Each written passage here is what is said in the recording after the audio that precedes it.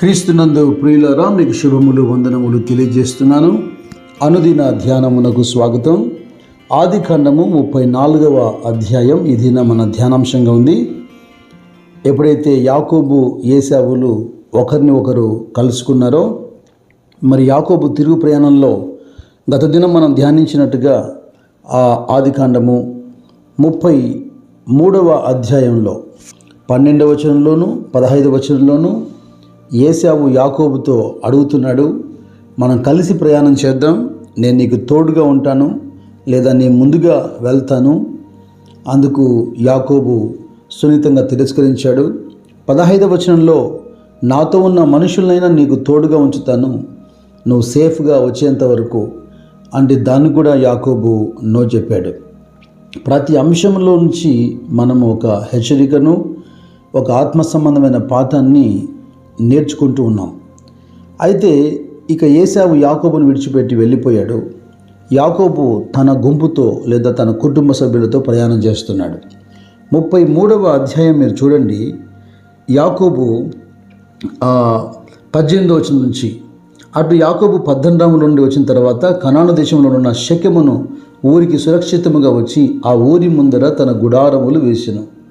మరియు అతడు తన గుడారములు వేసిన పొలము యొక్క భాగమును షెకెము తండ్రి అయిన హమేరు కుమారుల యొద్ద 100 వరహాలకు కొని అక్కడ ఒక బలిపీఠం కట్టించి దానికి ఎలోహోయి ఇజ్రాయేలు అని పేరు పెట్టెను. అనగా ఇజ్రాయేలు దేవుడే దేవుడు. మంచిది, ఏశావు చేతి నుంచి తప్పించాడు, మరణం నుండి తప్పించాడు కనుక దేవుణ్ణి స్తుతిస్తున్నాడు యాకోబు. మంచిదే, కానీ తాను నివసించేటువంటి లేదా తన గుడారం వేసినటువంటి స్థలము ఎటువంటిది, ఆ ప్రజలు ఎటువంటి వారో యాకోబు గుర్తించలేకపోయాడు. ఇక్కడే చాలా గొప్ప ప్రమాదము, అవమానము, కీడు యాకోబు కలిగింది. నిజంగా ఒకే ఒక్క కుమార్తె 34వ వచనంలో లేయా యాకోబునకు కలిగిన కుమార్తె అయిన దీన ఆ దేశపు కుమార్తెలను చూడవెళ్ళెను. ఆ దేశం నేలిన హివీయుడైన హమోరు కుమారుడు షెకెము ఆమెను చూచి ఆమెను పట్టుకొని ఆమెతో శయనించి ఆమెను అవమానపరచెను. Kidnap and raped. యాకోబు లేదా ఇజ్రాయేలు ఎంత ఘనత వహించిన వాడు, ఒక రాజు లాంటి వాడు, యెహోవా ఆశీర్వాదం పొందినవాడు. అయితే ఇజ్రాయేలు గాటి కార్యం జరగడం చాలా బాధాకరమైన విషయం. ఇక్కడ నిజంగా అన్నదమ్ములు కానీ యాకోబు కానీ జీవితంలో కోలుకోలేని ఒక గొప్ప నష్టం జరిగిపోయింది. కారణం ఏంటంటే దీన ఆ దేశపు కుమార్తెలను చూడడానికి వెళ్ళింది. ఇది అనవసరమైన విషయం. తప్పుపట్టి మాట్లాడడం కాదు, కానీ మనం నేర్చుకోవాలి కొన్ని విషయాలు. మీరు గమనించండి, హృదయ భారంతో నేను చెబుతున్నాను. ఈ రోజుల్లో చాలా వార్తలు మనం చూస్తున్నప్పుడు, మరి ఈ మధ్య కాలంలో కూడా సాఫ్ట్వేర్ ఇంజనీర్స్ని అంటే స్నేహితులుగా ఉంటూ వాళ్ళు చాలా క్లోజ్గా ఉంటారు, ఒక చోట పనిచేస్తుంటారు కొలీగ్స్గా, మరి పార్టీలకు వెళ్తూ లేదా కూల్ డ్రింక్లో మత్తుమందు కలిపి వంటని చేసి మరి రేప్ చేసిన ఘటనలు ఎన్నో పేపర్లో, టీవీలో మనం చూస్తున్నాం. నిజంగా చెరపబడిన బాధ కంటే తన కొలీగ్స్ స్నేహితులుగా ఉండి నమ్మించి ద్రోహం చేశారే, ఆ బాధ, ఆ గాయం జీవితకాలం తీరుతుందా? అందుకే ఆ కీర్తనకారుడు 1వ అధ్యాయంలో మంచి మాట రాశాడు కదా, దుష్టుల ఆలోచన చొప్పున నడవక, పాపుల మార్గమున నిలవక, అపహాసకులు కూర్చుండు చోట కూర్చుండగా. మనం అనుకుంటుంటాం, సంఘటన జరిగిన తర్వాత ఆ మనుషులు అలాంటి వారు కాదు, నేను అనుకోలేదు, నేను నమ్మాను అంటుంటాం. అందుకే ఒక మెలకువ మనకు అవసరం. సామెతల్లో కూడా చాలా చక్కగా 4వ అధ్యాయంలో 14 నుంచి 16 వచనాలు మనం చదివితే, భక్తిహీనుల త్రోవను చేరకము అనుంది, దుష్టుల మార్గమును నడవకము, దాని యందు ప్రవేశింపక తప్పించుకొని తిరుగుము, దాని నుండి తొలగి సాగిపోము. అటివారు కీడు చేయనిది నిద్రింపరు, ఎదుటి వారిని పడద్రోయింది వానికి నిద్ర రాదంట. వాడు తప్పక కీడు చేసే మనసే కలిగి ఉంటాడు, లేకపోతే వాడికి నిద్ర పట్టదంటే వాడు నిద్రపోడంట. ఇక్కడ ఆ దేశపు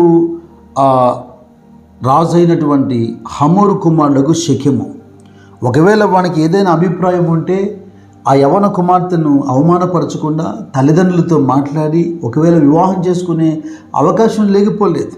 కానీ చాలా చాలా చెడ్డ క్రియ వాడు దీనా పట్ల చేశాడు. 3 విషయాలు నేను ఇక్కడ చెప్పదలుచుకున్నాను. Jacob, he pitched his tent in wrong place. His daughter visited wrong people.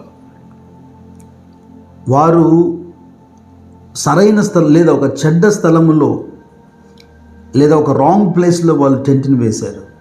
ఒక రాంగ్ పీపుల్ని విజిట్ చేసేదానికి ఆ దీనా వెళ్ళింది.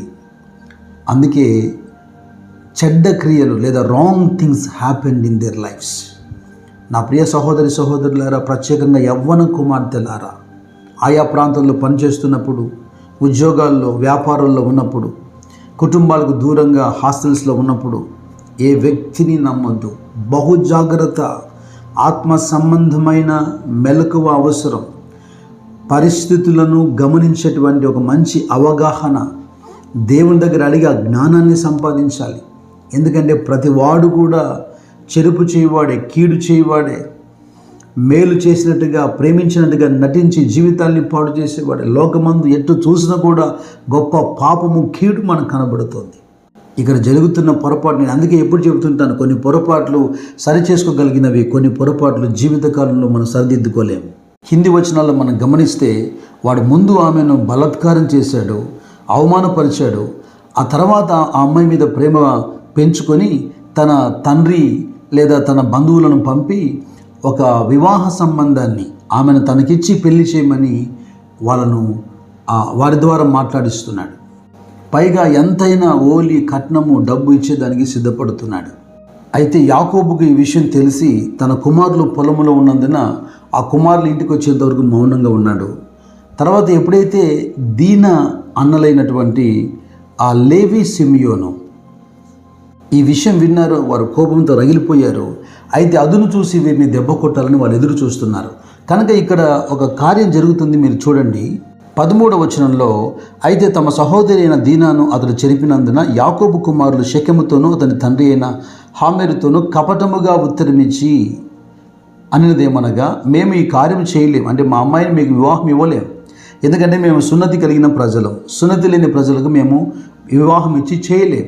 కనుక మా కుమార్తెను లేదా మా చెల్లెల్ని మీకు ఇచ్చి వివాహం చేయాలంటే మీలో ప్రతి పురుషుడు సున్నతి పొందాలి అని ఒక నిబంధన పెడుతున్నారు. ఇజ్రాయేలే కాక అన్యులు కూడా సున్నతి చేయబడడం అది సబబేనా అంటే నిర్గమకాండం 12వ అధ్యాయంలో 48వ వచనం చూడండి. నీ వద్ద నివసించు పరదేశి యెహోవా పస్కాను ఆచరింపగోరినెడల అతని కలిగిన ప్రతి మగవాడు సున్నతి పొందవలెను. తరువాత అతడు సమాజంలో చేరి దాన్ని ఆచరింపవచ్చును. అటివాడు మీ దేశంలో పుట్టిన వాడితో సముడు అగును. సున్నతి పొందనివాడు దాన్ని తినకూడదు. అన్యులు కూడా యెహోవాను ఆరాధించాలి, పస్కాను భుజించాలి అంటే సున్నతి పొందాలని దేవుడు మోషే ద్వారా రాయించాడు. అతి పరిశుద్ధమైన దేవుని ఒడంబడిక లేదా నిబంధనకు గుర్తైనటువంటి ఈ సున్నతి ఇక్కడ మిస్యూజ్ చేయబడుతుంది. వారు యెహోవాను ఆచరించడానికో పస్కాను భుజించడానికో ఈ సున్నతికి వారు ఒప్పుకోలేదు. యాకోబు కుమారులు కూడా దేవుని నిబంధనను వాక్యానుసారంగా దేవునికి భయపడి వారి ముందు పెట్టట్లేదు. కేవలం అంటే వారి మీద పగ ప్రతీకారం తీర్చుకోవడానికి వీళ్ళు కుయుక్తిగా ప్రవర్తిస్తున్నారు. మరి వారైతే కేవలం ఆ అమ్మాయి కొరికే ఆ సున్నతిని ఆచరిస్తున్నారు. ఇక్కడ షెకెము దీనా పట్ల చేసిన విషయము క్షమించరాని విషయం. అలాగని యాకోబు కుమారులైనటువంటి లేవి, సిమియోను చేస్తున్న పని కూడా ఇది చాలా పొరపాటు. ఎందుకంటే they used God's covenant for their own. వారి ప్రతీకారము, వారి ప్రతిచర్య కొరకు దేవుని నిబంధన గుర్తును వాళ్ళు తప్పుగా ఇక్కడ వాడుతున్నారు. ఇప్పుడు షెకెము తండ్రి ఆ పట్టణస్థులను ఒప్పించడానికి గవిని దగ్గర నిలబడి యాకోబును చూపించి, యాకోబు యావదస్తిని చూపించి, అతడు మన మధ్యలో నివసిస్తే అతని మందులు, అతని ఆస్తి మన స్వాధీనం అవుతుంది అని అలాగా ఆ పట్టణస్థులు అందరినీ సిద్ధపరిచి వీరి స్వలాభం కోసం వారిని సిద్ధపరిచి వారిలో ప్రతి వాడు కూడా సున్నతి పొందేట్టుగా చేశారు.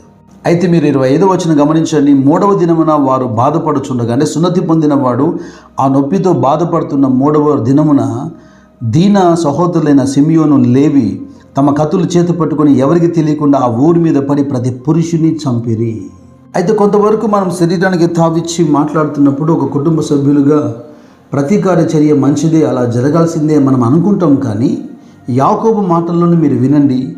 యాకోబు ఏమంటున్నాడు 30వ వచనంలో, అప్పుడు యాకోబు సిమియోనును లేవిని చూచి, మీరు నన్ను బాధపెట్టి ఈ దేశ నివాసులైన కనానీయులలోను పెరిజీలలోను అసహ్యునిగా చేసిదిరి అంటున్నాడు. అపోస్తలుడైన పౌలు రోమీయులతో మాట్లాడుతున్నప్పుడు 12వ అధ్యాయం 19వ వచనంలో, ప్రియులారా, మీకు మీరే పగ తీర్చుకొనగా దేవుని ఉగ్రతకు చోటియుడి, పగ తీర్చుట నా పని, నేనే ప్రతిఫలం ఇత్తును అని ప్రభు చెప్పుచున్నాడని వ్రాయబడి ఉన్నది. దేవుణ్ణి ఎరిగి ఉండి ఆయా సందర్భాల్లో ఆయా విషయాల్లో టిట్ ఫర్ టాట్ అన్నట్టుగా మనం ప్రవర్తిస్తుంటాం.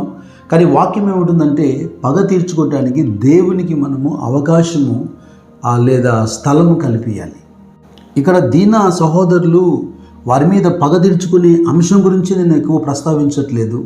కానీ వారిని సున్నతిలోకి నడిపించి పగ తీర్చుకున్నారే, ఇది కాని కార్యం. యాకోబు కూడా ఇది నచ్చట్లేదు. ఇలా యాకోబు కుటుంబంలో ఒక బాధాకరమైనటువంటి విషయం జరగటం, ఆ తర్వాత వీరి కుమారులు ఆ పట్టణస్థుని చంపటం, ఇదంతా కూడా మరి చూసేదానికి వినేందుకు మనకు సరిగా అనిపించట్లేదు. ఒకే ఒక కారణం, ఆ ప్రదేశంలో గుడారం వేయటం, ఆ ప్రదేశాన్ని చూడడానికి దీనా వెళ్ళటం. నా ప్రియ సహోదరి సహోదరులారా, ప్రత్యేకంగా యవ్వన కుమార్తెలు యవ్వన కుమారులారా, మీరు నివసిస్తున్న నివాస స్థలముల దగ్గర లేదా మీరు చదువుతున్నటువంటి కళాశాలల్లో బహుజాగ్రత్తగా ప్రతిదినము ప్రార్థించి దేవుణ్ణి అడిగి వివేకము కలిగినటువంటి మనస్సును లేదా గ్రహింపును దేవుని దగ్గర పొందుకుంటే తప్ప ఇటువంటి ప్రమాదాలను మీరు పసిగట్టలేరు. దేవుడు అటువంటి వివేకము, జ్ఞానము కలిగిన మనస్సు, ఆత్మల వివేచన మీకు ఇచ్చి కృపాక్షేమమిచ్చి మిమ్మల్ని నడిపించునుగాక.